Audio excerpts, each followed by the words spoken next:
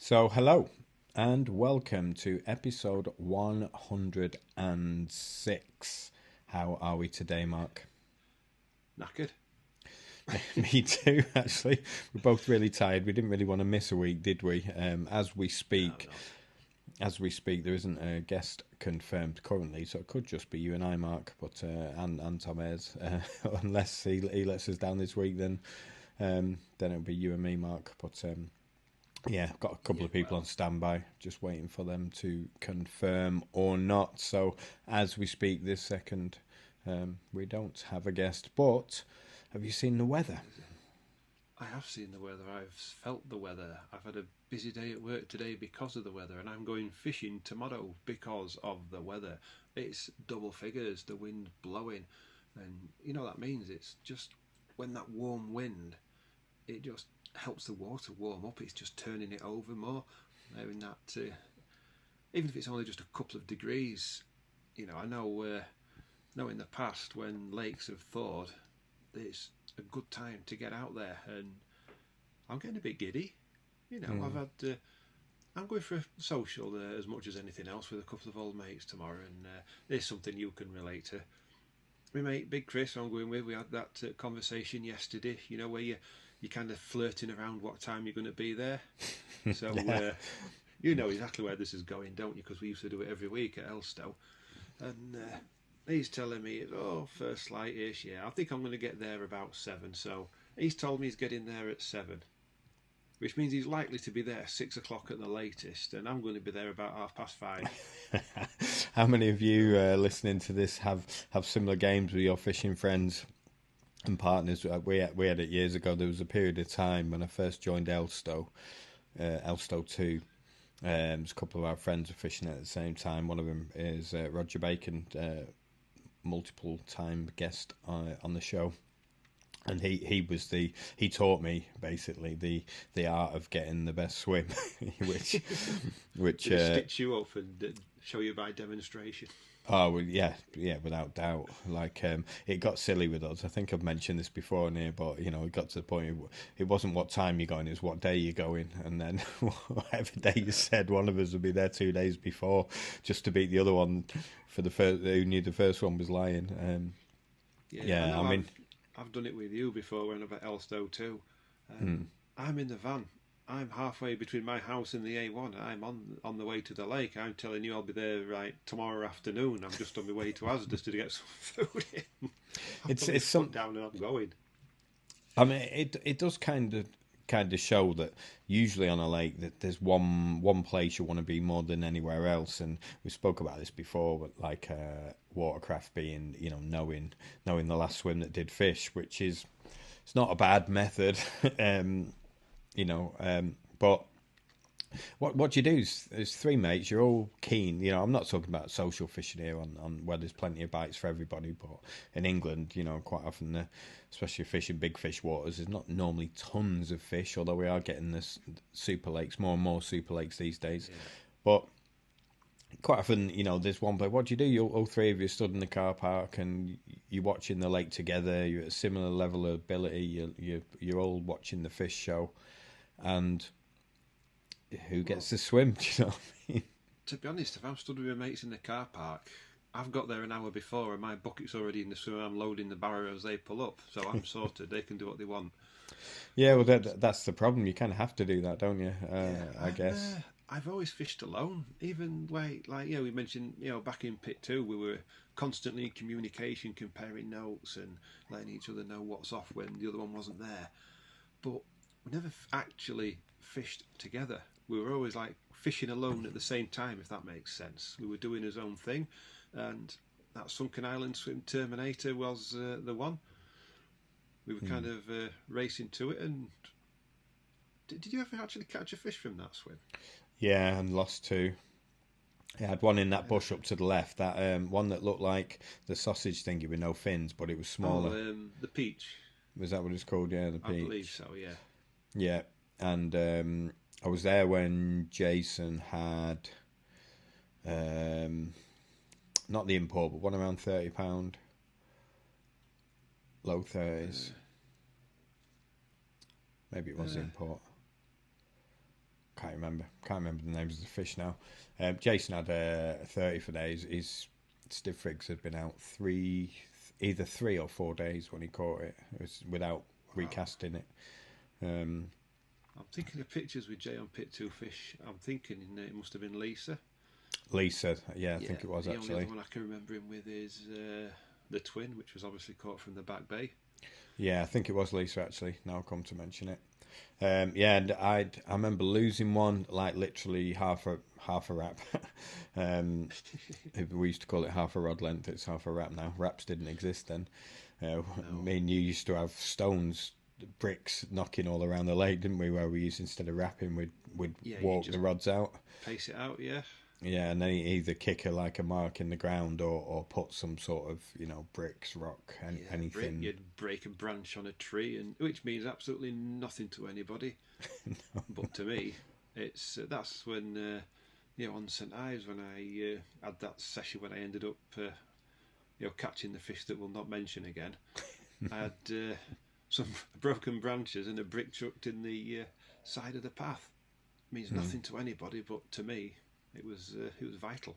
Yeah, exactly. It's you never know, do you? You'd see a stick or a branch, but you wouldn't know it was a spot or anything. But remember the old tricks on Pit 1, the anglers used, it was very spotty Pit 1 because we mentioned it the other week, but it was like 30, 40 foot deep, and then the features were really pronounced, coming up 10, 15 foot, some of them. Some of them were like 7 foot on top with 30 odd foot around them. So, and there were lots of them, and like I'm sure the locals that have fished there 20 odd years plus still don't know like every single hump. Maybe now that we've got deepers and stuff like that, but certainly then, and if you pop your marker up on a spot, it was always a spot, because you don't, most people weren't popping the markers up in the super deep water. So, and people would. Always, I've done that before when you're like in what was the gnarly, like halfway along the kind of roadside bank. Yeah. You'd see someone in like the stick opposite or the corner knuckle. As soon as you see the marker float pop up, you just go for a walk along the bank and stretch your legs, but you're actually lining the marker float up with a swim and then looking at what's the skyline behind you. Exactly, yeah, and I've seen people do it, all the time. When it was like a standard habit. Whenever anyone had the mark up on the spot, you'd just go and see where it was, even if it was a spot you knew or whatever. You'd be like, "Oh yeah, that's on the haggler or whatever it was." But then when Rapstick, shows a few people through decoys as well, and just let the marker float sort of randomly, and then watch people scurry around looking what it is. Exactly, and then when wrap sticks came in, it was quite easy. Just you count the wraps. Not only can you line it up, but you can actually see 1, 3, 5, 7, 9. All right, he's fishing 14 wraps on that line. And you kind of know, that maybe there's a spot there. But there is a little tip to get around that if you're fishing. Like somewhere like a Christchurch, it's like a goldfish bowl. Really, everyone can see everything. You're all fishing sort of halfway. It's not many wraps, is it? It's like 10, 11, 12 wraps in some swims. So it's very easy, but there's a really easy way of changing it up, and that's don't make your wraps one rod length. Change the length of the wrap. So if someone's someone's watching you. So in Europe, they don't know what 12 foot is, so they always do their wraps at 5 meters. I always wonder, like all these big companies like Nash and stuff that do wrap sticks, they sell the the bit of rope or whatever you got in between them. Why they don't do 1 in meters for the Europeans? Anyone listening to this, I know some of the companies do. All Europeans, they measure 5 meters as their distance, and then it's so logical to measure stuff at 5 meters because it's binary. It's so when you're counting, you don't have to remember 1, 2, 3, 5, lose count or whatever, because you can actually count the distance. So they don't measure distances in yards, it's in meters. So I'm fishing 25 meters, I'm fishing 105 meters, whatever. So when you're wrapping it out, you don't need to count, you just count the distance. So obviously I always start on the left, put my left lead on the left hand side. So you get you go across once to the first stick, that's 5. 10, 15. I only ever count one side though, so I always, even doing it the English way, I counted it odds or evens. So it's much harder to lose count, because if you're on the right hand side, right hand side. If I start on the left, the right hand side should always be an odd number, the left hand side an even number. But with we're doing it in 5 meters. It's either a 0 or a 5, so it's 5, 10, 15, 20, 25, 30. Like it's just really easy to remember, to not lose count. It's less wraps to get to the distance that you want, because it's 5 meters, and plus all the Europeans, which many companies sell their wrap sticks abroad, like they don't measure rod lengths, because it's a distance that doesn't mean anything to him, because somebody tells you a spot in a swim, it's always in 110 meters, 115 meters, whatever. So to have to convert that to wraps is complicated. So yeah, I don't know why the companies don't sell two strings with it, like a 12-foot one and a 5 meter one. Do you know, I might make myself a 5 meter bit of a string, a bit of rope with the little tassels on. So I might actually try that this season, and use it as an edge, and also you can throw blinds. I'm fishing at 20 wraps, which is going to be 24 wraps, standard wraps yards to the spot. Yes, 100 meters, 110 yards. They can drop in 16 foot while I'm fishing on the top of the feature in 8. They can have the breeze. And they'll probably catch the big one, and you'll catch a couple of pasties. Which generally does happen, as we've spoke about before, not fishing the obvious places. Bigger fish aren't stupid. But one of the things I've learned, like many lakes have the biggest fish in the lake's the one that gets caught the least. Yes, there are opposites to that, but quite often the bigger, older fish are a little bit wiser, and maybe they only come out a couple of times a year or whatever. And it's always baffled me how the fish that presumably eats the most gets caught the least. Do you know what really does baffle me, going a bit further down the same line? The stories of these big, massive fish that are genuinely there. There's photographic evidence of in the water that never ever get caught. Now, I'm talking about big ones, yeah. The old sandy fish that was in Summerlees. I think it was Steve Briggs recently put a picture up of it in the old school carp group. Yeah. And they all said, you've got the benchmark of like the old fully scaled, which, I think that reached mid-40s. And this fish was noticeably bigger than that, probably well over 50 pounds. Some very reliable, good anglers saw it. It never got caught. Same with the, alleged massive common in Colmere before the fish kill. Yeah. Yeah, I think, say someone like Colmere that traditionally hasn't seen tons of bait over the years, I think there's definitely carp that are natural feeders, that they don't feed, learn not to feed on anglers' bait. But I think more relevant, something I speak about a lot, and I've learnt from, the fishing abroad, and I'm applying it to the UK fishing, but there's a hell of a lot of fish feed on your bait on the drop from the spawn. And I think with the bigger fish sometimes being older and wiser, I think they're probably more onto that than not. So they're still eating a lot, and they might still be eating your bait, but they've either learned to eat it, just off from the pack, or just a meter above where the other fish are feeding. So they're feeding off the stuff that the smaller fish are kicking up. We've seen that on many underwater videos.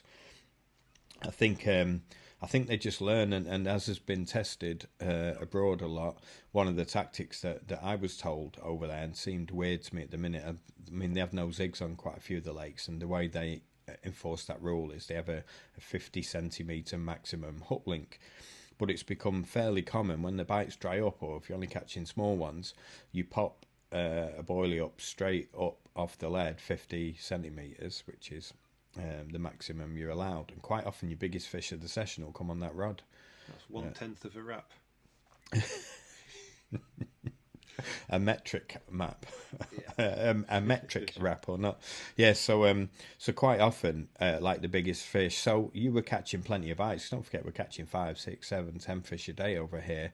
Maybe you're catching, the relatively smaller ones, upper 20s, low 30s or whatever, and you just can't nick a 40 or a 50. And then you do something different, you pop it up off the lead, and you get a couple of fish, and there might be 50s, and they must have been there all the time. That's the way I look at it. They were there, and I've seen when you really get them going on Bear Lake, the VIP Carp Holidays.co.uk Bear Lake, that when you're spodding a lot on them, and there's a hell of a lot of fish in that lake. When you're spodding, I've had them going mad where they're literally at the surface waiting for the spod to land, and you can see them. I mean, you're almost landing on the head. I remember we had two customers, two lads from Blackpool, actually, two brothers. Shout out to John and his brother, whose name I can't remember. John runs A-Class Plumbing, the best plumbers in Blackpool. Send me some money, please. And they were spodding. They had a grass carp, which was a big one. It was well over 40. It literally launched out the water to get the spod. There was a shoal of fish right on the surface eating the food, and none of the bait was getting to the bottom. But I've done that before in Bear Lake. I poured 5 kilo out in the bucket and had me deeper by the side of the boat, just like watching it, and all the fish come up to the surface, so you can see them on the deeper. They're on the bottom. You pour the bucket of bait in, and they all come up to the surface. I videoed the screenshotted the deeper, and it's at one point the entire screen is full of fish. You can't see anything else, and you can see the bait going down. You can see like the little green sort of particles and stuff that go down on it, and all the fish come to the top, and I'm convinced not a drop of that 5 kilo got to the bottom. Not one drop. What sort of depth are you talking about there? 35 foot, something like that. The sort of depths we're fishing. Column. Yeah, and they're all within the bottom 5 foot, and then you pour the bait and they all come up to the top. As I said, we've seen them jump out the water to get the bait as the spod's landing, literally tail walk. Said John and his brother in the swim. And a method over there that they use sometimes is literally a method feeder. Make quite a loose, sloppy mix, cast it out, and when it hits the bottom, reel it in. But you usually get a bite on the drop as it's going down.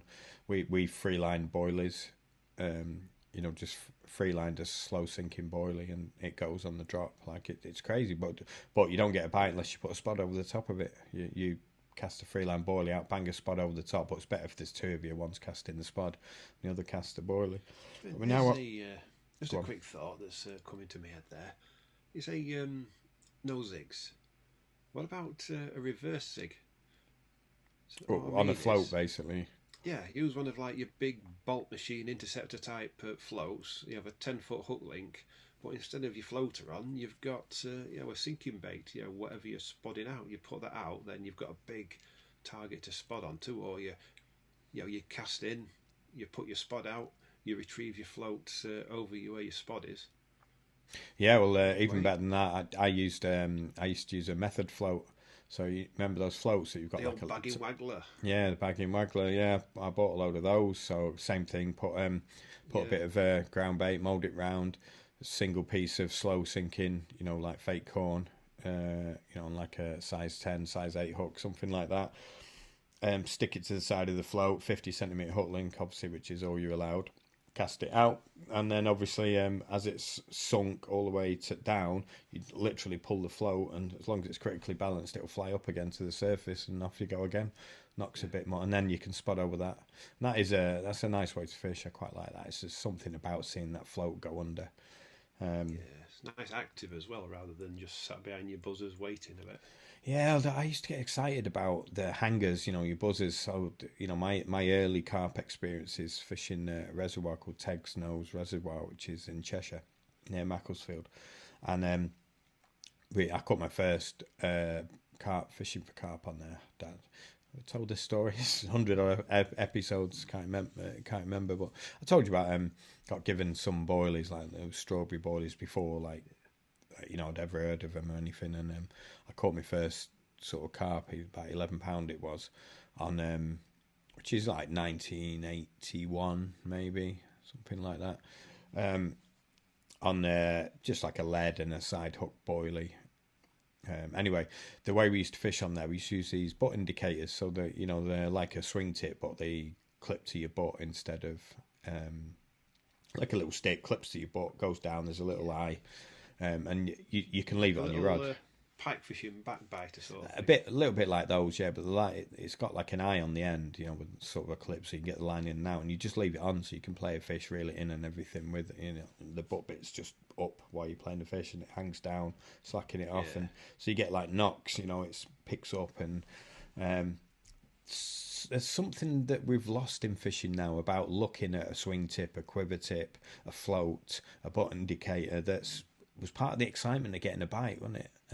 Especially when you're fishing, on that Teg's nose. You normally when we're fishing, general fishing like a lead you're in, running lead, usually like £5 line straight through, sort of size 10 hook, and then a couple of bits of corn normally, and then cast it out, use the butt indicator, and you were getting knocks, twitches, and you were catching everything from £1, £2 roach to bream, £5, £6 bream we used to catch, carp that was generally £6, £7, £8 on there. Normally the carp that snapped you up, which was what got me into it. But my dad told this guy he worked with about me getting snapped up sort of regularly. Normally, as it's going dark, right at the end of the day before you go home, the last bite, you get a really good bite, strike into it. The fish is too powerful for the gear, and ping, it snaps. And apologies, I probably have told this before, but there was this guy who fished Reedsmere at the time, which was a very secretive lake in Cheshire. And this guy worked with my dad, and he told him about our experiences getting snapped up and everything. He went, he brought in a bag of these boilies, about 20 of them. I didn't know what they were, but he said, give your lad these, tell him to get the biggest hook he's got and the strongest line and the strongest rod he's got. Put this out and leave it. Like, don't keep casting and whatever. So I did this. The next session, I got a boat rod from my granddad's. It was like a 10-foot boat rod from my granddad's attic. It was sea line, like big, thick, chunky sea line. And side hooked it. I don't know what size the hook was. Probably like a 4 or a 6 or size 2 or something. I don't know. Side hooked it, put it out. I was bored out of my head for about 2 hours. And I'd walked up to my dad, who was like in the next sort of plot next to me, like, I don't know, 15 yards away or something. I looked over and the rod tips went straight over, like ran back, and that was that 11-pounder. When my dad went back to work and told the guy, obviously I'm like, Dad, get some more of them boilies off I didn't even know what they were called, boilies then, but get some more of those baits off this guy. Anyway, the guy went really funny with him. Obviously didn't expect me to catch anything, and I hassled him for years, or hassled my dad to hassle this guy for years, give me some of them baits. But I think he was one of the sort of secretive. It might have been before 81, actually. Could have been 80. Yeah. Dude, about giving boilies away and what have you. It just reminded me of a prank some of the other people in the shop played. Mm-hmm. I was, I work in the fishing store, but there's also the camping staff downstairs. And there's one of the lads, he's a nice kid. They had some manila pop-ups. Told him they were bonbons. So he had a couple and was quite grateful he enjoyed them. He came back for a couple more, only this time they were krill. Also the white poppers. That was quite funny. All the other way around. Here's one for the Carp Cast listeners. Let us know what's the strangest thing you've caught on. Now, we know about using imitation baits. Alan Blair's caught carp off the top on, the inside white bit of cigarette butts he's found on the floor and all sorts. We know about all that, but I'm saying like a bonbon, like a sweet, like a licorice all sort, like, I don't know, midget gem. Like, what have you caught fish on? Genuine, don't make it up. There's one for I was chatting with, a fella called Ian Jemson. No, I don't know that name. No, he's I think he's still with. He was one of the JRC crew. That's where I met him. He's professional angling coach, all qualified and what have you. One of the loveliest fellas you can wish to meet. The only time I didn't like him is when we're packing up from the big one and he's like off home and he's literally got 5 minutes to go, where I've got about 5,000 miles. Yeah. But I remember him telling me, the fox armour mesh. Yep. He was putting all sorts in that and using it as hook baits. Just like he even mentioned using strawberries, where you like push it down with a plunger so it's kind of like bursting, tight, real tight. So you've got this kind of constricted squash strawberry, oozing all its flavour out, and using that as bait. I used that armour mesh years ago. I made 10 years ago. I fished on Frining, which at the time I think they've all gone now. I had a really bad crayfish problem, so I used to use that armour mesh to around your baits, protect your boilers and stuff. Didn't really help for those crayfish in there. They were ravenous, and they did used to break it. But because I had some for a while. And be very careful not to substitute it for PVA or vice versa, because we have to point that out in the shop quite a few times when people come to the till with it, and they either look at you as if to say, "Yes, I know, I'm not stupid," or if they do think it's PVA, they're like, "Oh, all right then." Don't say that. It does just there. Yeah, well. But using armour mesh as PVA is not recommended, and vice versa. But I liked, obviously, because I had some in my box for a year, whatever, till it ran out. On other lakes, I was using like paste and stuff in it, and I actually really like it for the options that it can give you. Yeah, I mean, filling it full of hemp particles, whatever you're using. All sorts, yeah. It's the only limit is your imagination, I suppose. Imagine pouring something like, I don't know, a bit of steak. Steak, yeah. Yeah, there was a phase where steak, it was the bait on the River Trent for chub. Well, 25 years back, but I'm sure it would work again today.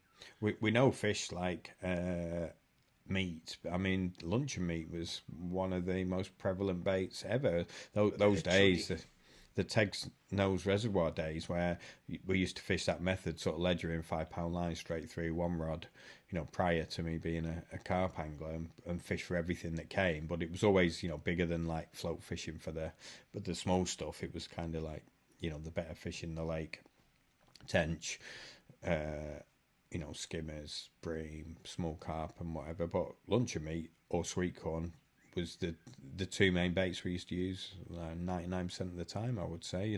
Cutting up those little cubes of luncheon meat and a little bit of grass behind the back of the hair and having to strike. I started watching Joe Morgan's Carp Angle. The just the first bit of it today, and he's using a Dick Walker split cane rod and lift float, using the lift method float fishing for carp. I'm frying actually, funnily enough. And he catches one doing that, and I was like, whoa. It made me excited watching that float go. There's something about it, and any carp anglers now that have got straight into carp fishing, if you haven't done the float fishing, have a go. Like, it's really really good fun. Yeah. Oh, excuse me. Might have to edit that. That was good tactical muting of the microphone there. I was impressed. Good not even a clunk as well.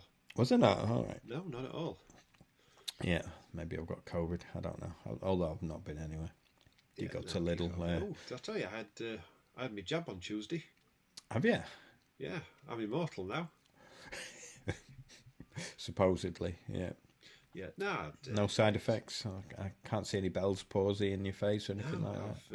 I've not grown a third penis yet. Everything's still in place. It's all quite normal. So, yeah, it's just a jab in the arm like anything else. It's like the day after it you could feel where you've had the injection. It's like when you stick your knuckle out and you just give someone a quick dead arm as a kid. Yeah. Just that sort of feeling, and that is it. Apparently I'm classed as vulnerable, so I got my text from the GP and off I went. Is that how it happens now? You get contacted, or can you apply saying I want it as soon as I can? That's how it happened for me. I got a text from the GP. Follow this link to book an appointment. So I did. My wife got one at the same time, so we doubled up. Off we went, and job done. I did actually see a couple of other people I know through fishing in the queue. It was quite social. Sociable doctor's surgery. Where was it? Hospital surgery? Where'd you have to go? It was a leisure centre, local leisure centre, which, to be honest, there's quite a few people there. We were queuing for maybe, 15, 20 minutes, but in the next room was a swimming pool where I've swum before. I'm thinking, I can just let me do a few lengths while I'm waiting. I've not swum for ages. I'm itching to get back in.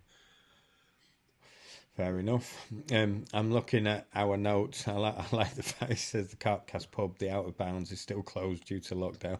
It's only because we haven't found a little window yet. We can get the guests Yeah, on live, it takes and a bit of putting together something like that, but sooner or later we will get it there, and we will be out of bounds. we're still getting pub names coming in as well. Somebody sent me one yesterday, actually, funnily enough. Yeah. While I'm looking at the notes, NAAY are proudly supporting the Carpcast. They are a social media content creation company that will help you grow any brand. They are extremely successful outside of the fishing industry, and Ben, who owns the company, is a keen angler now since his pal Alex has bought Clearwater and has been fishing, and he really likes it, so he's looking to expand his clients into something he's newly interested in, which is the fishing industry. And he was going to pay us for adverts, and we had the idea last week that's, hang on a minute, why we're trying to grow our listenership again. We're still doing well in the charts. We were number 3 at one point last week, actually, Mark, in the hobbies. Yeah, Who we're was still 1 and 2? Was it Corder and the Gardeners? Gardener's World. I didn't see who it was. I didn't look when we were number 3, but I looked at the week charts, like the standard week charts, and I think we were 5 or 6. I think Corder were 3 or 4, and Nash were directly one behind us. Although they're having a really big push at the minute on their podcast. I don't know if you've noticed, like, it's literally every post Alan Blair's making and stuff is pushing the podcast and the recent interviews, which look pretty good. They've done all the history of Alan. I'm sure that's definitely worth checking out. But we maintain that position. But I was looking at the Libsyn stats today, and we're only these 5 episodes since we took the break. We're about half the listenership of the ones we were, the immediate ones prior to that, like the Martin Lock night, which was episode 99. I think that's got 14,800 downloads. That one, just on Apple, and we're about half that with our episodes at the minute. But like I said, it seems to be fairly standard because we're sandwiched between Corder and Nash in the charts. But what that means is we can probably hit the number 1 spot regularly if we can get back to the listenership we were before we took, that's kind of 2-year break. So please do like, share, support us in any way you can. But I said to Ben, you're going to advertise your services on Carpcast. We're trying to build our show. Makes total sense for why don't you build our show? And, it's a good test case for people to see how successful it is. And he said, yeah, and blimey, has he come up with some great content since. I've sent you some of it, Mark, haven't I? He's been... He's impressive. He knows what he's on. Definitely knows what he's on. So keep an eye on the Carpcast social feeds and that over the next few weeks, and the YouTube. And please do subscribe on the YouTube if you can. But Ben's doing some fantastic content. He's been clipping some of the video clips and the funny clips and putting graphics. And we've not put any of his stuff public yet, but over the next few days and weeks, you'll be seeing quite a bit. And you'll see our YouTube subscribers are about 1.3k at the minute, something like that, Mark, is it? It's like 1.450, something around there. It's kind of it's creeping up around about 10 subs a day. On average. So it's creeping up. It's getting there. It's a marathon, not a sprint, I like to think. Yeah, well, hopefully it will pick up pace. So we've never used a YouTube channel. We did make one years ago, but we never really put anything on it. Certainly not visual to watch. I think the podcast auto posted there, didn't it? But obviously there's nothing to look at. It's just audio. So yeah, if you want to track the progress on our socials, then do so. I'm extremely confident. Ben really knows what he's doing, and I've looked at some of the other stuff that he's done for other clients outside of fishing, and it's extremely high quality. They really do know what they're doing. So if you've got a business you want to promote within the fishing industry and you want somebody to do all that, your thumbnails and designing your short videos, your clips, and understanding how the algorithms work, Facebook, Instagram, YouTube, everything. If you want to do some advertising, you want to spend some money, don't do it blindly. Don't just go and bung a budget and boost a post on Facebook. Like you need to understand certain things to get the most out of your money. And naay.co.uk, they will help you do it. So you can contact Ben, naay.co.uk, and you'll put the link in the description, will you not, Mark? But yeah, if you want any evidence how good they are, then keep an eye on our stuff over the next few weeks, and you will see. And in the meantime, yeah, if you can subscribe to YouTube, leave any reviews on your favourite podcast app, Spotify or whatever, and tell your friends, give us a share, like and share.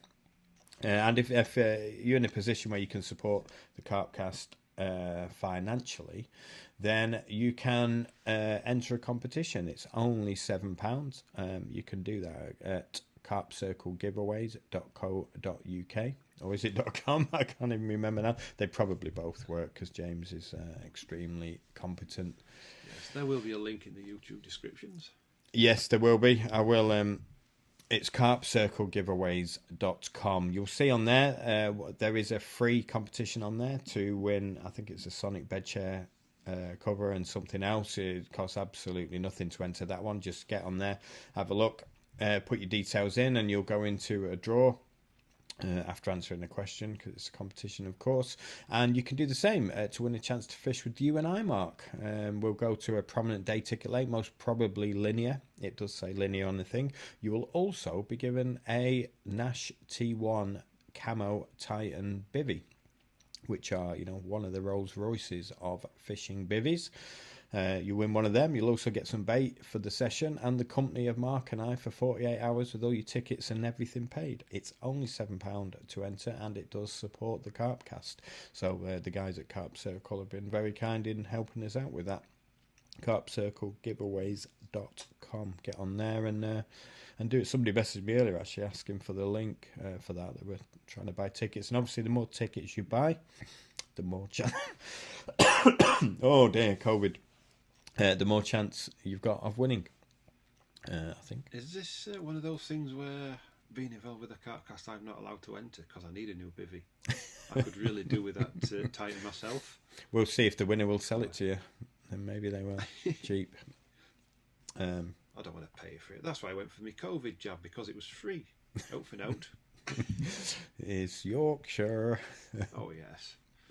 Yep. So you're going fishing tomorrow, Mark? Oh yes, it's the first time I've been out for a while. It's my first day session since those restrictions were placed on us, and I'm actually a little bit buzzing. It's only a little club lake. I'm really a bit more excited than what I should be. But I've got some new rods to play with as well, as I've mentioned before. Some nice soft 12-foot 3-pounders. I've got my baits all ready. My boilies are crumbed. My corn and my liquids are all mashed up. My hook baits are ready. They're soaking. I don't know if you can see that. I've got pink all over my fingers, which is obviously I'll be got some pop-ups done in a bit of almond goo.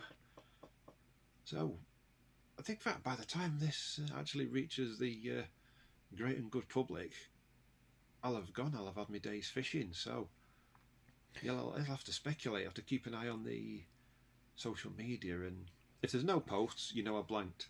Is there is it well stocked? Are you likely to catch? What sort of lake is it? It's a club lake, only a couple of acres, and I haven't got a clue what's in it. I know one of the this makes me laugh as well. There's a young lad. He's a nice enough lad, but I've been carping pretty much the same amount of time he's been alive. And I know he's fished there quite a bit. I asked him what was it round in there. He said, it's not worth fishing now. Biggest has dropped back to about £18. There's no in it. I'm thinking, don't bullshitter, mate. I know the biggest in there is around 23, 24. It was last out in October at just under 24. So there's nothing wrong with being a secret squirrel, but, just don't do that. Do you know what I miss? We were talking about this earlier, Mark, but catch reports in Carp Talk and stuff. I know Yes. Carp Feed and Thom is covering quite a bit of that, especially at the minute while there's not tons and tons of news around. But there was something about sending your pictures into Carp Talk, about reading the weekly goings on, seeing what bait everything's been getting caught on. So what bait was claimed to be caught on for competition prizes. Yeah, claimed to be caught on. I'm pretty sure I did exactly that with my first ever 30 from Woburn Sands in mid 90s. And they were doing, remember that rose hip and isotonic Mistral? Oh, Mistral baits, yeah. I think for every 30 pounder caught that you sent in, which was a big fish at the time, you got, I don't know what it was, a bag, kilo, I can't remember how much it was, but I got it. I sent it in and got it. I can't actually say it was caught on Mistral baits, but in fact I don't even know if it had to be caught on Mistral baits. I think it was just every 30 pounder you got some bait. Might not have even had to been. But anyway, while there's a lot less news about, and I'm stuck at home for the next few weeks, so I'm missing this insanely good weather. And is it the first quarter this week as well? It's the fishing. It is the first quarter tomorrow. Everything is in my favour. I'm going to catch a big uncaught common, I reckon. Well, how about this? The fact that we've gone video a bit for that, there's still people listening to this podcast that don't know you can actually watch it now, and we will put. It's not just Mark and my head. We do try and mix it up a bit, put some pictures in or whatever if something's relevant, and I've got time for editing. But why don't you send us in a short video, a little catch report? If you catch a fish, set the phone up. I mean, most people have got a video on the phone now, or a little tripod or a little phone stand or something with them. Make us a little video if you're out in this insanely good weather, because I can't get out there. Literally 20-30 seconds clip. Tell us a quick description of how you caught it, method, and bait that you're using, actual bait that you're using, because there's no reward, no reward for this whatsoever. Give us a little catch report, just 20 seconds. Size of the fish, area if you want, name of the lake if you want, method used, and bait that you caught it on, and we'll stick them in this podcast. We'll do a little catch reports section. I've just thought of a great name for this feature. We're going to call it "Make Jamie Jealous." Yeah, well, I was sitting there gutted. I started plotting ways I could get out and go fishing, and I just thought, hang on a minute, it's February. There are some incredible. Plenty of time. Yeah, we've got 17 degrees in the south. Wow, that's August in Yorkshire. Yeah, it's Yorkshire in most of the north. It's summer in most of the north, to be quite honest. But yeah, how about that? Should we ask the listeners to choose a name for this new feature? Something other than catch reports. Yes, get something Yeah, imaginary. give us find a name for the feature, and I don't mind doing this every episode. But make sure you talk. It's not just video. Just announce what you've caught, because for the people listening to this on a podcast, they're still going to be hearing it. So yeah, give us your name as well. Yeah. What's your name and where'd you come from? What's your name? Where'd you come from? What you on? I used to be there. Can you let us know what swim you're in and how many wraps and what you were casting at, so we can drop straight behind you in the swim, especially if it's doing some big fish. That's it's even better. You were never a raver back in the 90s. I know you were more of a mosher, Mark, but yeah, I was a metalhead. But it's in many films, namely Human Traffic. But yeah, what's your name, where you from, and what you on? Used to be the same, the main thing. Yeah, but ours is gonna be what's your name, where you from, what bait you on. That's what ours is going to be. Do you know what? The dog's farted and it smells really meaty, like not quite luncheon meat flavoured, but it's definitely a meaty flavour. And it's but yeah, do that. So please talk through this video, 20 seconds. What's your name, where you from, what's your bait on, what bait you on, size of the fish, and method used. Yeah, send that in. Got there in the end. and we'll come up with a name for it. Yeah, you can suggest a name. We'll do a little few minutes of catch reports. I expect there's going to be a lot over the next few weeks with this weather. The fact that we're into double figures day and night for a week with warm southerly winds, it's going to mix the water, turn it up. Do you know what I am expecting to see? I'm expecting to see some of the regular winter gaffs, places like Orchid and Farlow's. Oh yeah, I'm expecting to see those kick off.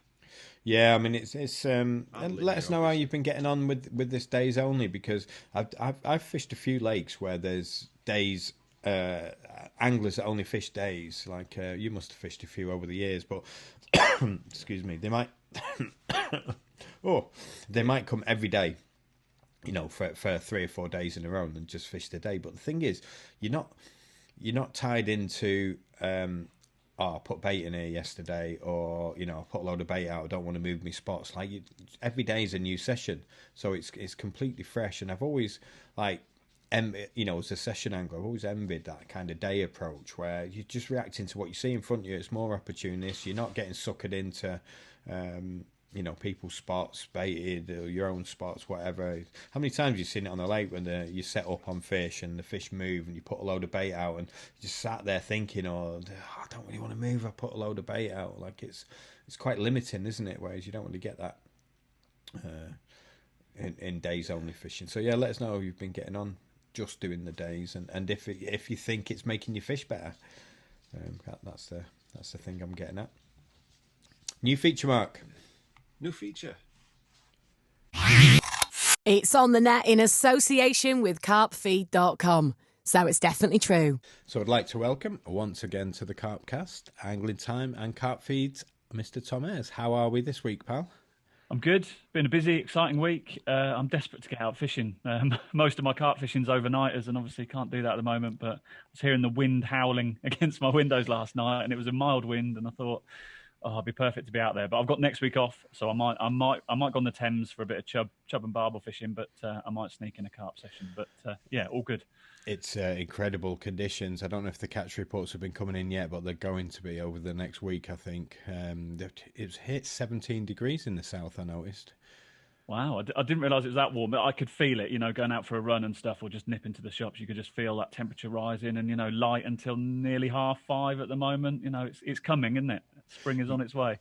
Yeah, well, hoping. I mean, it's only February. I mean, and it's like middle of February. But yeah, we've got a good few days, sort of double figures at night, 16, 17 in the day, not sunny. It's not a sun 16, 17. It's that warm wind that's come from wherever it's come from. Whenever that's happened in the winter, fish get caught, a lot of fish normally. So I'm pretty gutted. I'm stuck at home at the minute. I can't go anywhere, but I'm looking out and going, yeah, we're all getting excited about minimums of 11s, and it's like it's going to be lots of that in a couple of months' time. So, but you never know.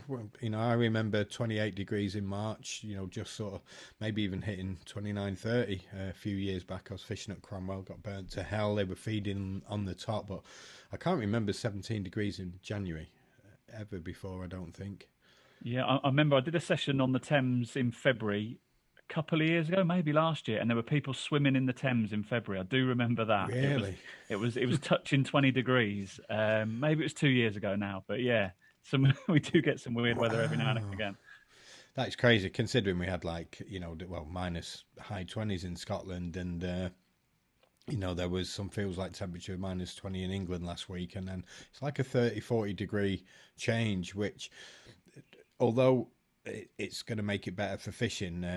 I'm worried long term about fish deaths this year, because generally when we get one of them funny sort of winters coming into spring where it's really cold and really warm and really cold, like the fish don't adapt to it very well. I don't think, the weaker fish. It has. I don't want to preempt anything, but it's never normally been good when we get those extreme changes in temperature. Just hope it doesn't go cold again. It kind of stays mild, and then I think we might be out of the woods. But yeah, we got a few bits and bobs this week.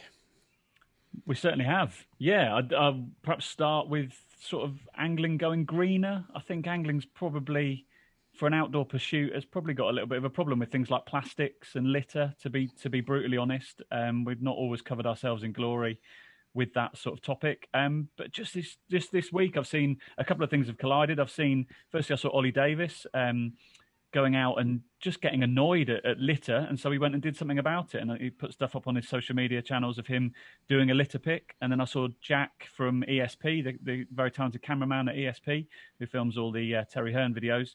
He was inspired by that. He said on his Instagram that he was inspired by Ollie Davis. He went and cleared up his local neighbourhood with a couple of bin bags full of litter. And then I saw Bev Clifford on her Instagram. Her and her partner Thom were doing the same thing. So there's a bit of a groundswell of people just going out and clearing things. The Angling Trust have had a long-running or fairly long-running campaign, their Anglers Against Litter campaign, which they've got an initiative which is called, I think it's called Take 5 or Pick 5. I think it's called Take 5, is that every time you go fishing, take 5 bits of litter home with you. So whether you dropped it or not, clear the swims. I know some club waters have that as a rule as well, that you're responsible for the swim at the end of the day, no matter whether you drop that litter or not. Another thing that's come to our attention is just the angling trade. I think that's where the big changes will be made on plastics and recyclable materials. And this week, I've written a story for Angling Times, which will be out in possibly next week or the week after. I know Dynamite in particular are looking to be at least 90% recyclable packaging by 2023. They've changed a lot of their pellet and ground bait bags to be recyclable now. Other than black trays, which are a bit of a problem, most of their stuff is now coming online to be recyclable. They're going to be using rainwater in their harvested rainwater in their bait production. There are things like Suffolk's, the line makers, who have got a line called Recycline, which is made from recycled line. Even the spool's recyclable, the cardboard packaging is recyclable. Nash as well. I know that Nash have done some bits with cutting down on plastics and using a bit more cardboard in their packaging. So I think, and there's a few kind of forward-thinking independents as well that are doing it. There's a company called Aptus, who are a carp brand, a small carp brand, but they don't use any plastic in their packaging. Even their inks are made for vegetable and water-based. So, everything is sort of biodegradable and recyclable. And talking to those people in the trade that are making these strides, they're sort of saying that, a couple of things are happening. Mark Peck at Dynamite was telling me that, told the Angling Trust actually, that when people are coming up to them at shows on the show stands, people are now starting to ask about their packaging. Is it recyclable? Where is it coming from, and what can I do with it once I finish with it? And I think the onus is probably on the trade, on the bigger players in the trade, to probably cut down on those plastics and things like that. But yeah, going in sort of hand in hand with the litter picking sort of vibe, I think maybe that's something, angling, as we've talked about, for the last few months, angling's at a really good place at the moment in the public image of angling. Perhaps now we can get our house in order and tidy up the bits of angling that do perhaps shame us a little bit, and litter and recycling is probably one of them. So yeah, that'll be a good thing for us to do in 2021, I think, is concentrate on that. Yeah, it's a good time of year to go litter picking. I mean, I was stood in my back garden yesterday, and there's this kind of bush that grows at the back near the fence, and obviously there's no leaves on it at the minute. And I noticed yesterday that there's, I don't know if the wind's blown it there or someone's dumped them or whatever, but there's a load of litter kind of just at the back, at the base of it, that I would never see like throughout the rest of the year. So I looked in the back garden and thought, right, I've got to go and pick that. In regard to the industry, obviously we've got Viv Shears, who's doing the line recycling as well. There does seem to be a change in attitude, but I think it's coming slowly, and I think it's coming because there's going to be legal restrictions on single-use plastics all over Europe soon, as there are already in some countries. So I think most of the industry have been a bit lazy with this. I know Steve Carey at British Aquafeeds. He's very big. I think his family own a recycling plant, and he, if you follow him on Facebook, he posts all sorts of crazy stuff that he's remaking out of plastics, from furniture and all sorts. And he's doing quite a bit within the industry. I remember we had Jodie Wharton, who's a BBC producer and produces some of the Jeremy Wade TV programs. They had him on a couple of years ago, and he travels around the world, obviously filming. He's actually a history and natural history producer for BBC, his official title, although he's an angler. He came over to Slovenia a couple of times on holidays to stay with me and stuff. We became friends after the first time, and he was talking to me a lot about recyclable bags. He was extremely concerned about the bait bags and the lack of recycling in the fishing industry. You know, he was or the the lack of progress in term. He was just very conscious of it. You know, I mentioned it quite a bit. Always wanting to be as ethical as possible and everything. And plastics. I mean, I'm old enough to remember when things weren't made out of plastic. You know, like toothpaste was metal. You know, and it would split as you kind of rolled it up to get the last bits of toothpaste out of it. It was kind of like a savior. You know, when everything converted to plastic because it was so. You know, bags didn't break, and there were kind of so many benefits to it. And now we're seeing it all piled up in the sea. I go to Indonesia quite a bit, and as tends to be in extremely poor countries, is they give less of a damn about environment, you know, as a rule, and because they haven't got the money, waste collection materials. I've seen videos on social media of like lorry loads of plastic rubbish being just tipped into the sea. You know, we've all seen these wildlife programs of what it does to the animals and stuff. So I'd like to see the fishing industry moving a little bit quicker on this, you know. and England, it's our mentality, considering we're a developed country. It's pretty bad with litter. It's something that's always annoyed me. You know, anyone who's fished any sort of park lakes regularly will see the worst of it. And then I've lived in a country like Slovenia, which is literally the cleanest country I've ever been to, and there's a very simple reason for that, I believe, and that's because everybody has to clean. So from an early school age, like really young, you know, a few years old, the schools, they have like a day off once a month, especially this time of year. I don't know if they do it every month, but certainly around this time of year, as the snow clears and stuff, and as it melts, and before, you know, everything's green. And everybody, all kind of, what would we call them? People who work for the civil servants is the word I'm looking for. Civil servants, school kids, everybody.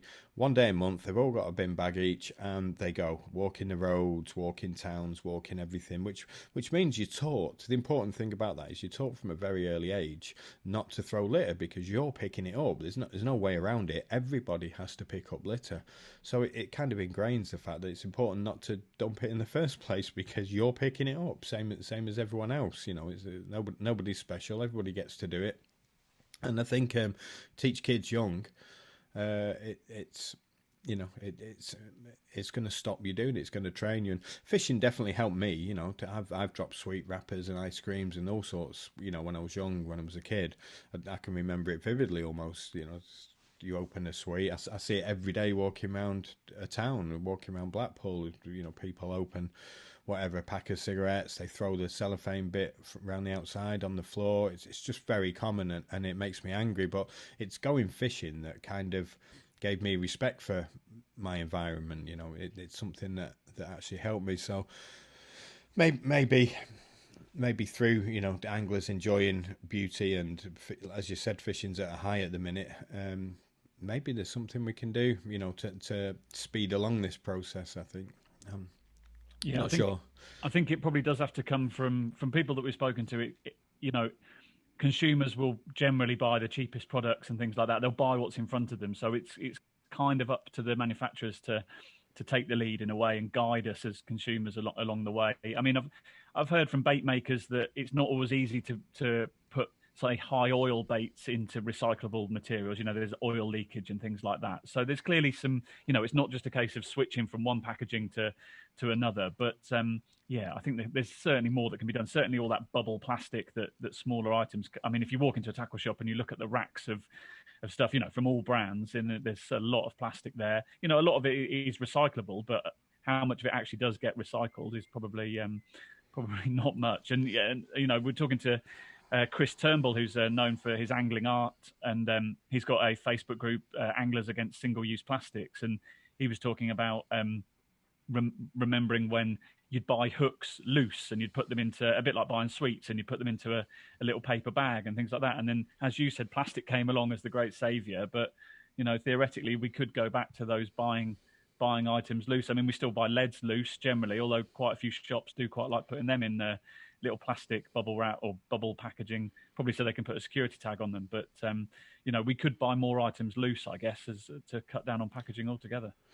Who was that chap you said, the that Facebook group, the Anglers Against Single-Use Plastics? Yeah, it's Chris Turnbull, who might be known to some for, he does some sort of he does angling art. He does sort of pictures of fish that many might have seen, might not know the name, but will probably have seen his imagery.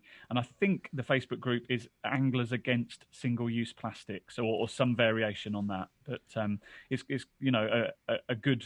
It's a growing group, and Angling Times isn't beyond criticism. We've obviously, when we bag an issue with a catalogue and things like that, then it comes in a cellophane wrap. And I know that Bauer, who published Angling Times, have certainly been looking into making those more. You can get recyclable versions of those, and I know it's high on our list. We don't want to not practice what we preach. So it's something for the whole industry to look into. Yeah, fantastic. And, there are definitely, I can't think of any of the names off the top of my head, but there are definitely a couple of bait companies now using, alternatives to plastic for the boilie bags and stuff. But are we ready to blow the lid on the antidepressants in the water story yet, or not quite? I know I've teased you before with another story, but it's been a fascinating week. I've spoken to Professor Bob Wong from Australia and Thomas Brodin in Sweden, I can't blow the lid, as it were. It's going to be in Angling Times in a week or two. Not entirely sure exactly yet, but this is If listeners haven't been listening to every podcast, but we've spoken about this before, and that's the sort of traces of pharmaceuticals that are in our waterways, and it's really difficult to get rid of them. The antidepressants that we take, that we give to, anti-anxiety drugs and things like that we give to pets, we give to ourselves, livestock, it all washes up. It's difficult to remove it from wastewater, not from the drinking water, but from wastewater that goes through sewage and is purified to a degree before it's pumped into our rivers. And it's been a fascinating week just talking to the scientists who are doing actual experiments on fish and the effects it's having on fish. And I mean, for instance, there's 600 different chemicals that have been found in waterways across the globe. And it's not just the fish that might get impacted by it. It's, say, the insects, and then a spider on the side of the riverbank eats that insect, and it ingests the pharmaceuticals, and it goes up the food chain and things like that. So it's been a really fascinating week just talking to these scientists who are doing genuine tests. The ones in Australia was done over 2 years. It was done on tank test guppies, which are tropical fish. But I'm going to tease you. I'm not going to reveal everything, but it's having an impact on the behaviour of fish, and not in a good way. And then over in Sweden, there's some biologists who are about to start a test on wild fish, wild perch, pike and roach, that sort of predator-prey relationship. And I think the theory is that these sort of drugs, these anti-anxiety drugs, these antidepressant drugs, generally are making fish a bit more lethargic, a bit, we mentioned, we sort of joked about it, sort of make them stoned a bit last time we spoke about it. And it's having an impact on behaviour. We've seen it before with sort of estrogen and the female contraceptive pill washing into the waterways, changing the sex of fish. And I don't know what the solution is. I've spoken to all the water companies. Not everyone of them got back to me, but I've spoken to a couple that were quite candid about it, that it's a challenge for them. There is a conglomerate of all the water companies working to research this and see what they can do. But obviously, their focus is on the drinking water, and that's fair enough. That if drinking water is safe and not overly polluted with anything, that's fine. Obviously, if sewage goes away and it's not full of raw effluent going into the rivers, then that's also okay. It's just these trace elements that you can't see. I mean, you might pick up a beaker of water from your local stream and it looks perfectly clear, but it could be full of Prozac. I mean, quite literally. And these chemicals, these pharmaceuticals, are quite stable, so they don't degrade once they've gone through the human body, once they've gone through the sewage plants and out, and fish are ingesting them. And yeah, I don't know. It's not one of those stories where I can say, but this is happening and it's all going to be okay in about 5 years' time. I don't know. It might be worse in 5 years' time. It's going to be. I'm guessing. Have you done? I'm guessing you have research on kind of which countries are the guiltiest for this. I'm presuming us. No, I mean, there's this test in Apologies, Siri has decided to talk to me while we're on the phone. Yeah, we've done in Australia this newly published. It was published this month, so 10th of February. This 2-year test or 2-year research study in Australia. They were talking about levels of sort of Prozac and antidepressants that they found in Melbourne, in rivers there. Obviously, it doesn't really translate to European situation, but it's the same system of being flushed into the waterways.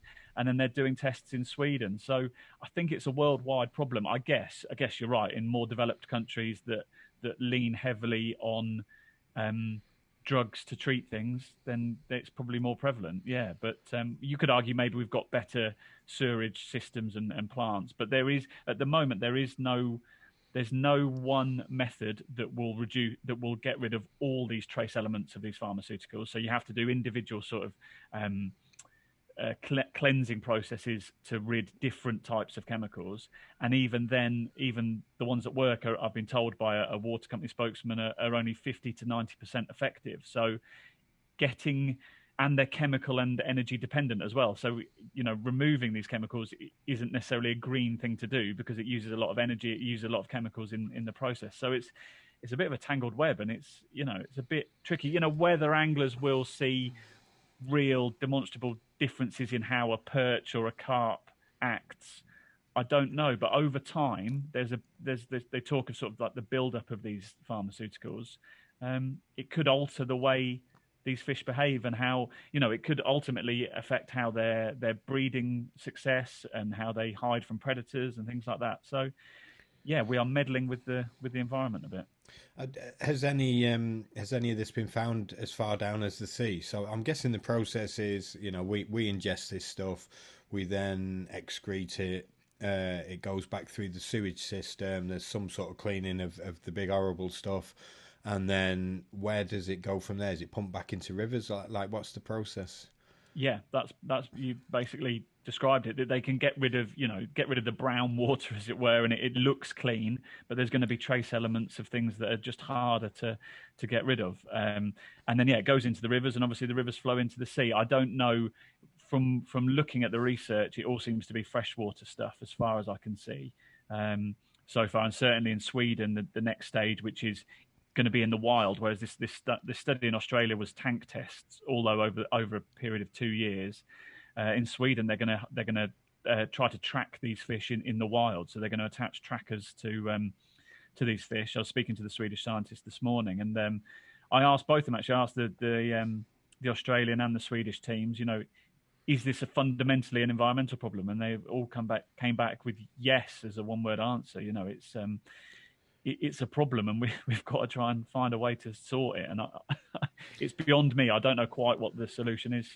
And I'm guessing on like priority list for people spending money, governments, bodies and stuff, it's probably quite low, isn't it? Because they've kind of already done the work to get it to a semi-acceptable level to chuck into the sea, and then now there's another problem. I can see them not being a little reluctant to actually address it. They're going to need some serious evidence. But it's crazy, isn't it, what these scientists study on a daily basis.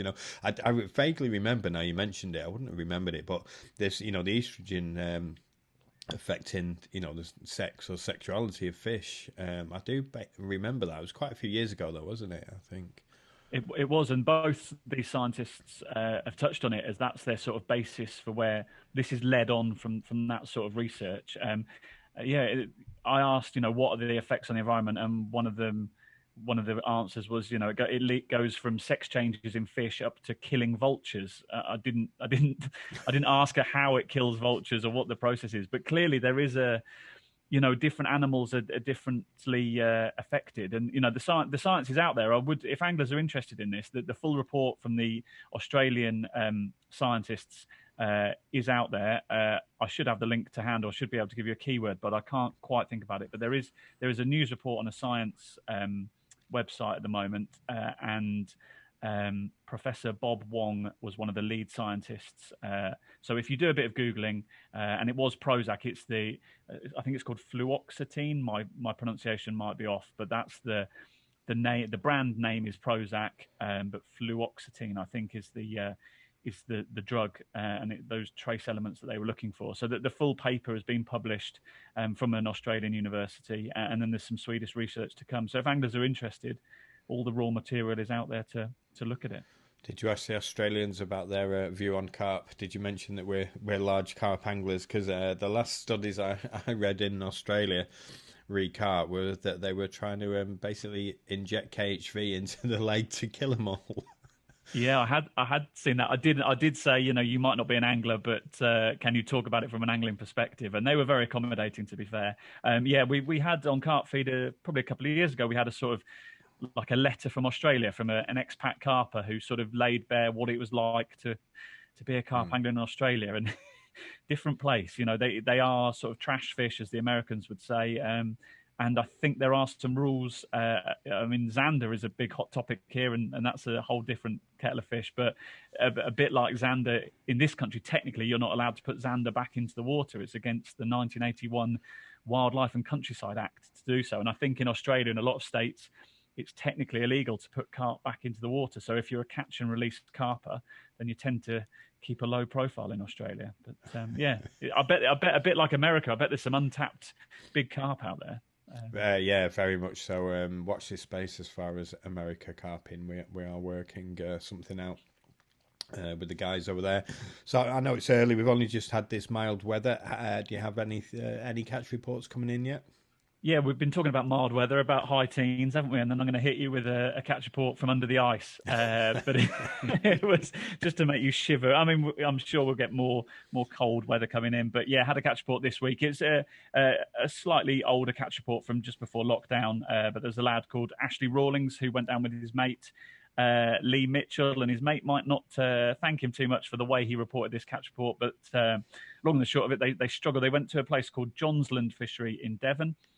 Which is one of these sort of new breeds of fishery with hot tubs and cabins beside the lake. I know Greg Ellis filmed a video on there around Christmas time, and it froze over. But fishing little zigs, they got a bite, or rather Ashley did, and eventually, after a 40-minute battle underneath the ice, landed a 31-pounder. But his mate Lee was asleep. This was before lockdown, so they were allowed to night fish.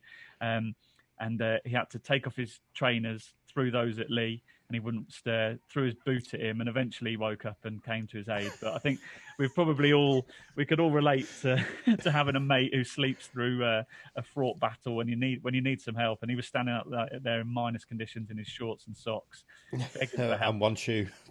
Yeah, yeah. So we eventually came to his rescue. His mate did, and landed looks like a very young looking fish of 31 pound, and one of these growing band of venues that have got luxury carping, sort of hot tub and cabins beside the lakes, which probably be very popular in the summer we're about to have, I guess. We'll see.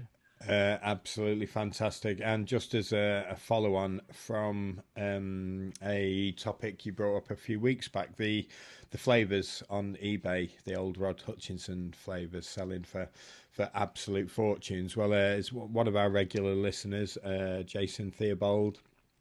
He had some of these after hearing the news report. He had some of these in his shed. Thought, I'm starting a new business and I need some investment money. Let's actually see if this is a thing.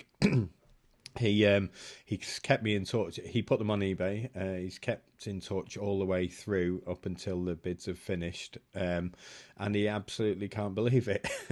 He seems to think it may be one collector that's collecting all these, that's paying this serious money for it. So he put, Jamie, I forgot to say, whoever's buying these old school flavours must really want them. I'm presuming they must be into collecting. I feel quite humbled they're prepared to pay these amounts. They have done me a huge favour as I'm starting up my own small business, and just these two items have fetched 25% of the funds that I need to buy the welding set. So one of them's gone for £346. He sent me, it's a tiny little bottle. It does look like a glass bottle though, not with some of the early Hutchie bottles glass. It looks like Mulberry Florentine. It's got £346 plus £3.85 postage, of course. He's absolutely made up. He sold two of these items, and it's come at a good time for him to, obviously with lockdown and starting a business and everything. And Yeah, crazy. It does look like a glass bottle in the picture, though, but I don't know.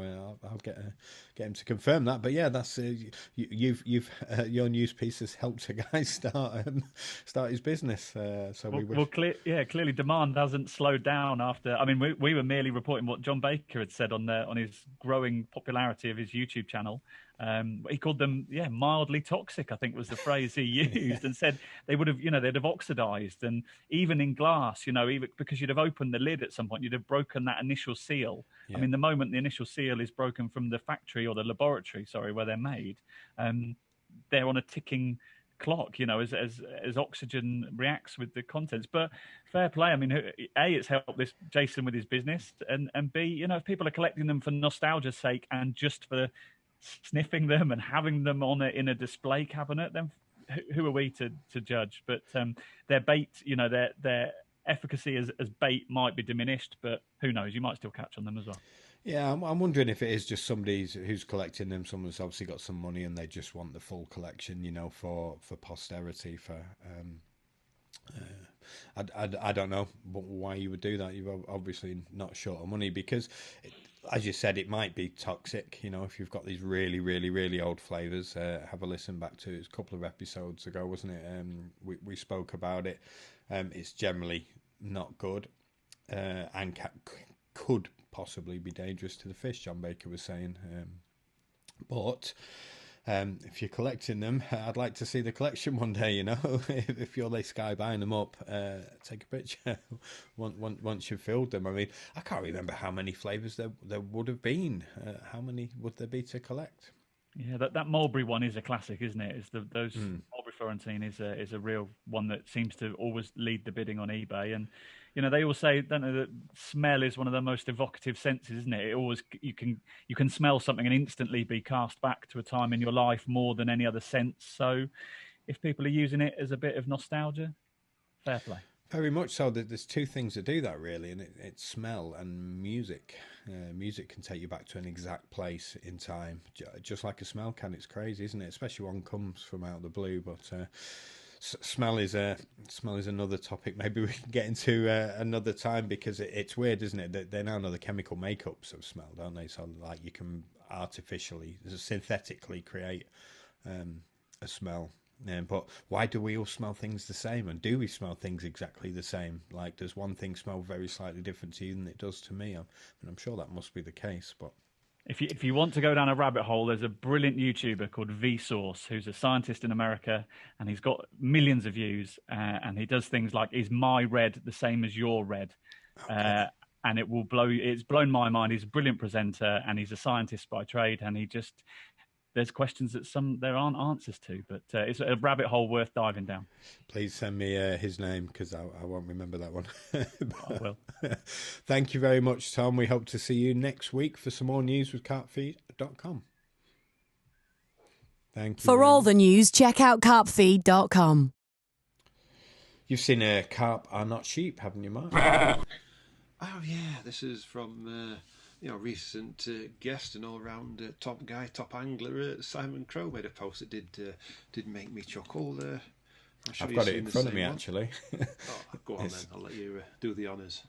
Gotta love some of the labels in the quotation marks you see attached to anglers on social media. Epic Lensman and Greatest Liquids Angler Ever are just two that made me smile today. Greatest Liquid Angler Ever. I've never seen that, I've got to be honest. But if it's anyone other than Mark Holmes, then it's a bold statement, don't you think? Well, I don't know. We all fish in liquid. Yeah. So, but the greatest liquid ever. I mean, yeah. I mean, self-appointed names. Yeah, self-appointed is, it's probably a little bit egotistical. But if you're going to have a label, it kind of needs to be earned. It needs to be given by other people. We know the media does it quite a bit. I mean, when I read this, I was thinking, have I ever been labelled? The only time I can remember, I was referred to as Big Fish Angler Mark Watson in a catch reports, and I thought, oh, I like that. It did massage the ego a little bit, but that can probably apply to hundreds, if not thousands, of carpers out there now. But it's getting a bit more imaginative, like Epic Lensman. I like that. If someone's seen one of my photographers and referred to me as an epic lensman, I'd be quite pleased. If someone referred to me as the best liquid angler, I'd be, well, the human body is 71% liquid, so yeah. It could be just because it's true. It could also be because someone's just trying to hype something up even more than it already is. Good at hype. Yeah, but I think it's a bit of harmless. It does draw a few chuckles from here and there. I mean, have you seen any labels that have made you chuckle? I'm going to look for them now. I hadn't. Not derogatory ones. No, I mean I've had the big fish angler. Long distance angler, obviously, because I always used to travel. In fact, it probably was Crowe used to come up with the Carp Talk headlines. Can you hear that rattling? The dog wants to go out now. I just got up, stood by a cold back door where she stared at it, and now she actually does want to go out. The long distance hauler, that was one of the Carp Talk headlines, something like that. Driving ambition was another one, because I was always travelling long distances, to go fishing. I don't know. We'll have to have a look. I mean, if I'm posting a picture of, I don't know, a really nice picture of a fish and say Ollie Davis has took the picture, I could say epic lensman Ollie Davis. Yeah. What do they call them? Those descriptive things? Are they superlatives or superlatives? Superlatives. Yeah, same thing. Is that the right word for it though? I believe so. Yeah. I'm not. It's a bit like it's Donald Trumpism, isn't it? Because everything is, I have the best hotels ever seen. Like everything he says is like an extreme superlative, and maybe it's just filtered down into fishing. That's how he got to be president. It was not because of political genius; it's because it's a popularity contest. And do you know what I read this morning on a totally different topic? The Rock is thinking about running for president. I just think that will be brilliant. If he ever starts arguing with Putin, he just goes over and gives him a rock bottom or a choke slam. No need for wars, no need for nukes. They can just fight it out. He's just going to go over there and Kim Jong-un and give him a quick power slam across the ring. I've been watching. This could be what's the feature we do about stuff to watch? I can't remember our own. Worth a look. Yeah. I watched something about Kim Jong-un the other day. Well, it was in that Spycraft program, I think. Have you seen that one on Netflix yet? Basically about all the techniques that CIA and English and everybody uses to spy on people. How they bugged every room in the Russian embassy, like they planted this stuff, all the mics and everything, in a bit of drain pipe they had fitted outside, and then they waited for a thunderstorm and blew up like these little explosives inside the drain pipe, timed it with a thunderclap. So it dropped like the wires out underneath, and there was a copper waiting in the drainage system underneath, out in the ring to connect these wires up as they fell down. Some of the lengths they go to, like you put in microphones in a bullet and shooting the bullet like however far a bullet goes, and it being able to listen when it impacts wherever it's going. All sorts of crazy stuff, but there was a bit about poisons, mainly Putin and the Russians use Novichok and stuff like that. We all know about the Salisbury one, and the one in the tea, was it Litvinenko or something? Litvinenko. Do you know what? There's actually listened to a podcast. It might have been the BBC one about that case recently. It was called I think it was Polonium and the Piano Player. It was quite interesting if you're into that sort of thing, a bit of true crime, bit of that sort of thing. Yeah, this Spycraft's kind of all about that. It touches on all each episode's about a different technique. The poisons one's fairly interesting, but I think it is in that same episode about Kim Jong-un assassinated his brother. Nice. Basically he's just a big terrorist. It looks like, but yeah, the same sort of thing. They did it with. They actually got two innocent people to carry out the hit, not knowing. They said they were filming for a practical joke, and you've got to put this hat or mask or something over this guy's face, and they were in, like, I forget where it was, in a shopping centre or an airport. I can't remember. It was like a big open space, and they gave him this stuff, but it had some highly radioactive substance inside it, and they were supposed to film it and, like, pull it over your head. I think it was two. I think there were two Chinese women, or they might have been Japanese, who actually did it, and obviously got arrested for it. This guy died. You know what I mean? It was Kim Jong, and although they never admitted responsibility, they did. The North Korean government gave an official apology to Japan or China, whatever country it was, where these two people came from. They ended up getting let go, these people, because they thought they were doing a prank and filming it, whereas they were actually, international hit women. I thought it was pretty funny. But yes, is whatever you think all the government surveillance and techniques are, however advanced you think they are, like, quadruple it and add it more. Like, it's incredible, some of the stuff. So yeah, it's pretty interesting, that program. There's a section on computers where it talks about Alan Turing. Who's the first guy to invent the computer. It's something I found out. I do like a bit of documentary and general fact stuff, but I'm looking at my Apple logo now on my Apple computer, and the logo, it's an Apple sign with a bite out of it. Yeah. Although Apple deny it, it's undoubtedly a nod of the hat to Alan Turing, because do you know how he died? I don't know. Enlighten me. It's reminded me because of that program, the bloody American CIA guy, when he talks about Alan Turing breaking the Enigma code. Sure, everyone's seen the films or knows the story. Basically, Alan Turing, he was gay during the Second World War. They reckon he single-handedly saved at least 3 to 4 years off the length of the war by cracking the German Enigma machine. But because it was top secret, he was never credited for it. But he was also gay in a time where you were not allowed to be gay. It was a criminal offence to be gay. And he still got nicked, even after he'd saved the war and was a hero. But they could never tell anybody what he'd done, because they couldn't announce that he'd done what they'd done, because it was so top secret at Bletchley Park. And he got the choice of being chemically castrated or locked up in jail for being gay. Anyway, he chose chemical castration, and it ended him. He killed himself. Is that my phone or your phone making loud noises? That was my phone. My friend JRC Dave just sent me a video, so no doubt it's something disgracefully funny. He ended up committing suicide, but this bloody spycraft program, the CIA guy, really annoyed me in it.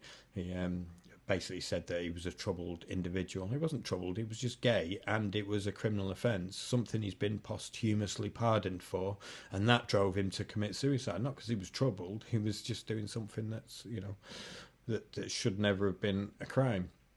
Obviously, it was different times, but anyway, he killed himself by putting some poison in an apple and taking a bite out of it, which is the Apple logo, which Apple actually denies the reason why that's their logo. But people inside the company and stuff have said, yeah, of course it is.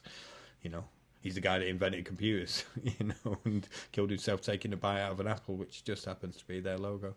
So it's a bit of a doff of the cap to Alan Turing, which I quite like, having always been an avid Apple fan. I had my first Apple Tower Mac probably 20-something years ago. 1 gig of hard drive it had for a big tower computer, proper one. Before you could record audio on computers, it was just MIDI then. But yeah, so that's worth a look. Spycraft plus the podcast that you mentioned. Crowie's. We got onto that tangent from Crowie. There's a few interesting comments. I've always been a little bit uncomfortable about people that have got angler in the name on Facebook. Now, I understand why some people do it. That it's to have a second profile quite often and to distinguish it from the first one, but it should be a business page. Then it shouldn't be a normal Facebook page. If you're going to be you want a professional angling profile. But 99% of the people that have angler in the middle of their name, or carp angler, which I think is even worse, do you want to be associated by your hobby? Like, do you see John Golfer Roberts? Like, I'm not a golfer, but I'm sure you probably do. Well, I mean, you'd see him on Facebook. I mean, you know, you've probably got thousands of Facebook friends, the same as I have, and I can't picture seeing another person's hobby as their middle name ever. It's just something. I don't know. There's a few people in the swimming community have got it on there. Wim minus 10 off. Yeah, no, it would just be like, I don't know, you know, Joanne, you know, ice swimmer blogs or whatever. Oh, really? Right, okay. It does happen, although it's not. It's a totally different community. It's a lot friendlier, the swimming. But, Wait till it gets as popular as carp angling. All the bitches will come out. You know it. Do you know what I saw quite recently? Do you follow the Daily Mash? It does flash up sometimes. Do follow it, but you know what Facebook is like. It's like a spoof media headlines, and there's two that spring to mind. One a while back, it said something like, basically, it was berating people holding fish up in the profile pictures and saying, you know, something like, what was it? You know, that is really sexy holding a fish in your picture, said no woman ever. Yeah, I have actually seen that meme or headline. Yeah, which is quite true. Yeah. There's another one. It says, cold water swimming, the latest health trend that people need to shut the fuck up about. Okay, so it is getting popular. Okay. It's getting very popular. I mean, I definitely avoided telling people I was a fisherman for most of my life. I would think, you know, people outside of fishing, especially girlfriends. It's like, I mean, it's a valid piece of advice. If you're currently single and looking to, you know, meet the potential love of your life, then probably don't have a picture of you holding a fish as your Facebook profile, and even worse, your Tinder. Anywhere in your Tinder, like being. Are you on Tinder? Yeah, do a search for carp fishermen. I mean, I'm not on Tinder, obviously. I'm married. I'm not going to download that because it can just cause a few issues. I don't think you can search for carp fishermen, but quite often Tinder links to your Facebook, so whatever your Facebook picture, it ends up being your Tinder picture until you change it. And the amount of girls' profiles I've seen saying, if you have a fish in your picture, don't swipe right. Like, I've seen, so that means there's a lot of people use their fishing pictures for Tinder, because it's not uncommon for me to read that in a girl's profile. So basically, you know, being a carp fisherman is not an aphrodisiac in any way whatsoever. No. It's getting fishing's generally more acceptable now, isn't it? In sort of mainstream than it used to be. But yeah, it's definitely not. It definitely doesn't conjure up an image you probably want to conjure up to a potential future partner, I would say. On that note, do you think there'd be any women with fish in the Tinder profile pictures? It's a bit of a niche market, do you reckon? I would say yes. I mean, obviously there aren't many. I've never seen any, and there aren't anywhere near as many women the anglers on there snap them up pretty quick.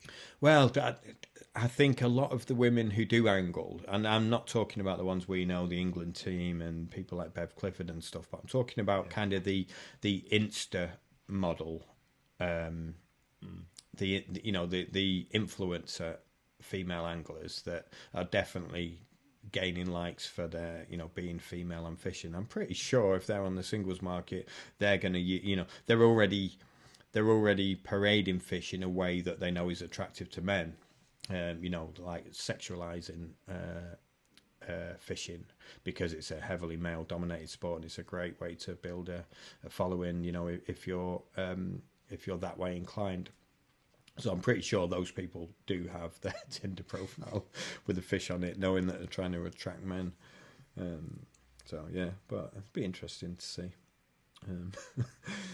Maybe we need some female presence, don't we, to let us, you know, a female that regularly uses Tinder, to let her know actually what is the volume of men that are quite comfortable having a profile picture of them holding a fish. Yeah, will any men actually admit it? It's obviously a thing, because I've seen it many times in women's profiles. You know, if you're holding a picture of a fish, don't swipe right. I've seen it loads. But anyway, on that note, This has been a great... I've not had a guest so far, but this has been a great podcast. We've had dating advice, espionage advice, a little bit of fishing advice earlier on. Yeah, it's all good. And even if we don't end up... if time constraints mean we can't have a guest on this podcast, then I still think it's worth putting one out, just to try and keep one every week for now, even if it's just me and you for now. Mark, it's better than no podcast, I think. I've had a few messages this week of people that saying... and please do contact us. Give us your feedback. At the minute, it seems to be very good. I mean, I've enjoyed these last 5 podcasts since we've come back. I really enjoyed them, and I think they've been 5 of the best podcasts we've ever done. You know, the motivation's there, the energy levels are there, and people are noticing. I'm getting messages every day now, as I'm sure you are, Mark. And I've had quite a few. I had one from. Do you remember a lad called Sean Anslow? Yeah, I do. He was on Windy Point on the Cromwell Social. He's he's a good lad. He sent me a message the other day saying he's glad it's back. He's entered the competition, Carp Circle giveaways competition. Yeah, so I'm getting regular, but it's interesting, because some people don't like us talking; they just want to hear the guest, and some people are not bothered about the guest; they just want to hear me and you sort of bantering and going off at tangents. And I had a couple of those messages this week saying that I just listen for you and Mark, like it's funny. So not that we've ever tried to be funny. It's just kind of how it is. We're not a comedian come podcaster, Joe Rogan style or whatever. But yeah, no, I'm enjoying it at the minute, Mark. So we'll keep walloping them out, even if we don't get a guest one week. We'll just talk ourselves and try and keep them. Should we set a target for this year? See how many we can do. Bear in mind, I'll probably be going abroad as soon as we're allowed to. But I'm going to be living on the road. I'm converting a bigger camper van. Mine's up for sale, by the way. My excellent fishing bus, 75,000 miles, professional camper conversion, but it's a smaller one, so it parks in normal spaces. Great as an all-round vehicle. Get Is yourself there a on. Carp Cast staff discount? There may well be. Finance is available. So I'm going to convert a bigger one so I can use it as like a little mobile studio and stuff as well. But yeah, should we set a target of what do you think's a realistic target this year? This is number 6. Do you reckon we can squeeze 40 out? 40 out between now and when? Christmas? Yeah, dude, 1st of January. Yeah, why not? We might end up doing like 20 in the last week, but I think let's do it. I think we can go for 40. Give us a little incentive to try and tick the box. Maybe we can reward ourselves. Yeah, and you know what? I think. Well, let's be honest. This evening we had a little chat before we came on. I've had a hard day at work, and in fact, just on my little Thom watch. You probably can't see there, but I have done 10.89 kilometres today. Wow, just walking shot back and forwards. Having said that, but this watch, I mean, it's not overly accurate, because if you're winding in, it'll say that you've done a mile. You've only just been spodding for 10 minutes. But also, I think that is a little bit inaccurate, because like when your liquids, like your CC More, your sticky baits, etc., dynamites, you all set on the shelf, they do tend to settle out a bit. I'm not allowed to buy those. I'm not the greatest liquids angler ever. Oh no, well, I'm a good liquid angler. I'm not the greatest. I've not got that title. I've not got that label. I'm aspiring to be that. Aspiring liquid angler. That's what I'm going to change my name to. Angler, yeah. But no, what I was doing, which is probably skewed the watch title, where they've settled out. I was actually getting a few and giving them a good shake up and down. Yeah, so, for those actually watching on video now, don't be too traumatised by Mark's handshaking. Shaking the liquids out. It's a bit like an HP brown sauce for the morning bottle. Oh yeah, that's more of a bit painful. Don't try that. Yeah, don't try that at home. And on that bombshell, on that aspiring angler technique, aspiring liquid angler technique, we're going to sign off. We'll catch you next time.